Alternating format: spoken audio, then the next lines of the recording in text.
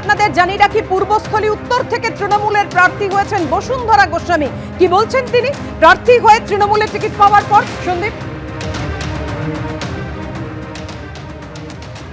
বসুন্ধরা গোস্বামীর আরেকটা পরিচয় রয়েছে, তিনি আমাদের রাজ্যে দীর্ঘদিনের পূর্তমন্ত্রী ছিলেন ক্ষিতি গোস্বামী, তার কন্যা, এবং বসুন্ধরা নিজেও 2021 সালের কলকাতা পুরসভার নির্বাচনে তৃণমূলের টিকিটে জিতে কাউন্সিলর হয়েছেন। বসুন্ধরা, এটা কি জানা ছিল না হঠাৎ করে জানতে পারলেন?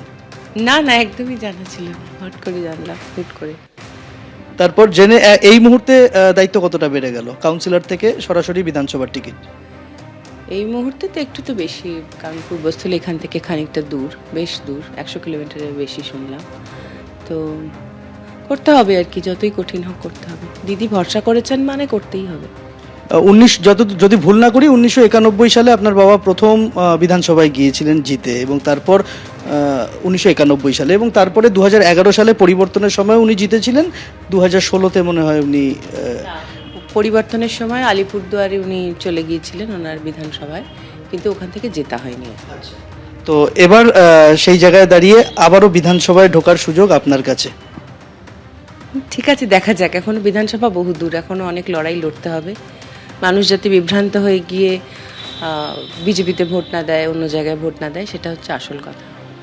কি করবেন, কি নীল নকশা কিভাবে সাজাচ্ছেন?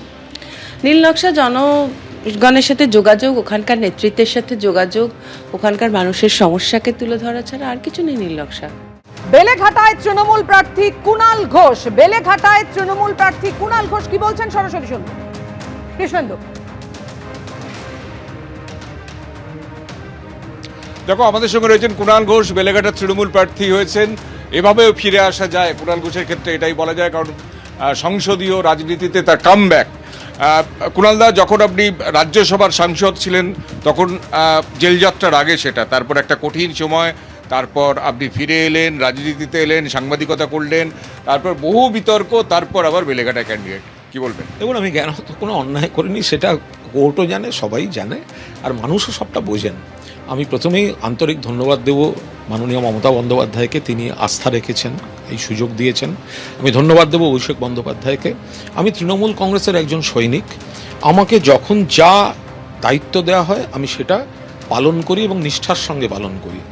তো ফলে এখন একটা এই ভূমিকায় বেলেঘাটায় আসন্ন বিধানসভা নির্বাচনের প্রার্থী, ফলে এই যে নেত্রী আস্থা রেখেছেন, নেতা আস্থা রেখেছেন, দল আস্থা রেখেছে, এটা ভালো লাগছে। কালকে যখন মিছিলে হাঁটছিলেন তখনও পর্যন্ত বলছিলেন আপনি কিছুই জানেন না, সেটা কি সত্যি জানতেন না আগে থেকে জানতেন? এ বিষয়ে আমার কোনো মন্তব্য নেই।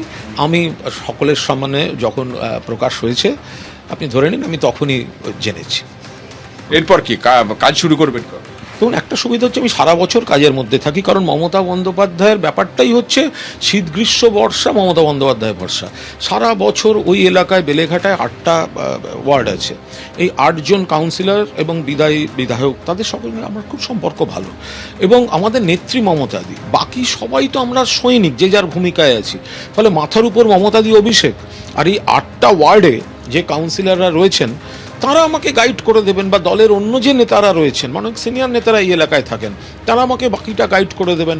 আর বেলেঘাটার মানুষ তারা জানেন কুণাল ঘোষকে, যে স্ট্রাগল করা মানুষ, কিন্তু মানুষের পাশে থাকে, যে কোনো ঝড় জল বিপদে, যে কোনো মানুষের কোনো দল মত নির্বিশেষে কুণাল ঘোষের কাছে এলে পারুক না পারুক কুণাল ঘোষ শেষ অবধি লড়ে যায়। এই স্বীকৃতিটা মিলল কিভাবে? কারণ হচ্ছে যদি দলের অভ্যন্তরীণ সমীকরণ দেখা যায়, বারবার আপনার মুড সুইং করে, কখনো শীর্ষ নেতৃত্ব, কখনো দল, একাধিক বিষয়ে আপনি মুখ খুলেছেন, খবরের কেন্দ্রবিন্দু হয়েছেন। আরজিকর সময়, আরজিকর মুভমেন্টের সময় আপনার ভূমিকা যেমন দলকে ট্যাকেল করা, ডিফেন্ড করা, তার পাশাপাশি তার আপনার বিস্ফোরক মন্তব্য, এরপরেও আপনি এইভাবে ফিরে এলেন, এর নেপথ্য কাহিনী কি? না, কোনো নেপথ্য কাহিনী নেই। আমার মনে হয় আমার নেত্রী আমাকে অনেক কম বয়স থেকে চেনেন, এবং আমার নেতাও আমাকে যথেষ্ট চেনেন এবং ভালোবাসেন। ফলে নেতৃত্ব যেটা, যে অ্যাকচুয়ালি আমি হয়তো মুখ ফুটে দুম করে কিছু বলে ফেলি বা ইত্যাদি, কিন্তু আমার কোনো তার পেছনে কোনো অসৎ উদ্দেশ্য থাকে না।